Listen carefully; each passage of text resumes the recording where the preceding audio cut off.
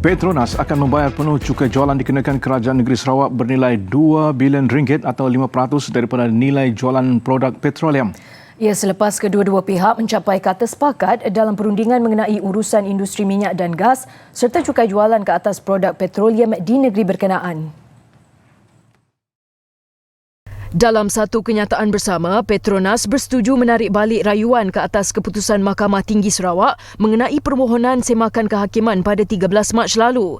Sarawak pula akan menggugurkan semua tuntutan dalam kes sivil terhadap Petronas untuk bayaran cukai jualan ke atas produk petroleum. Turut dipersetujui kadar cukai jualan ke atas produk petroleum yang lebih rendah secara bertempoh berdasarkan rundingan yang akan diadakan kelak.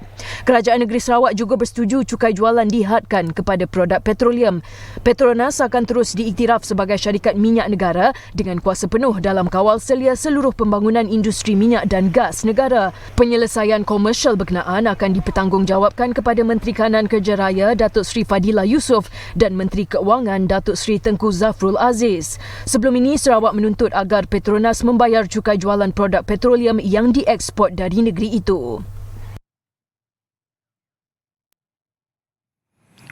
Dalam pada itu, Perdana Menteri Tan Sri Muhyiddin Yassin berkata penyelesaian dengan Kerajaan Negeri Sarawak adalah satu pendekatan yang mampan dari segi ekonomi, keuangan dan sosial negara pada jangka panjang.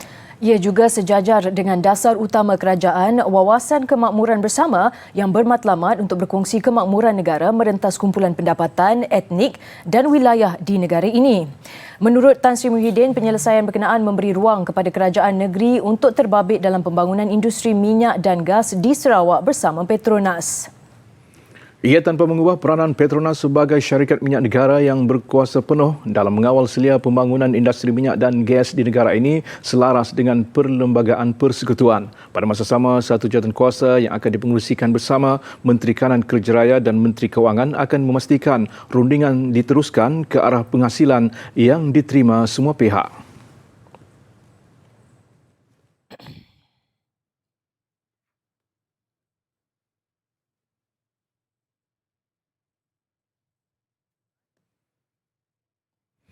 Sementara itu, Kerajaan Negeri Sarawak menyifatkan persetujuan yang dicapai dengan Petronas akan mewujudkan suasana perniagaan dan pelaburan yang lebih stabil.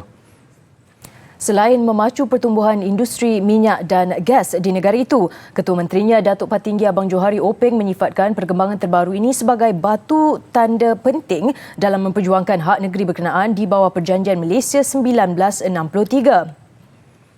Beliau menambah kerajaan negeri menjalankan pentadbiran yang praktikal dan mahu meyakinkan pemain industri minyak dan gas bahawa ia bersifat mesra perniagaan.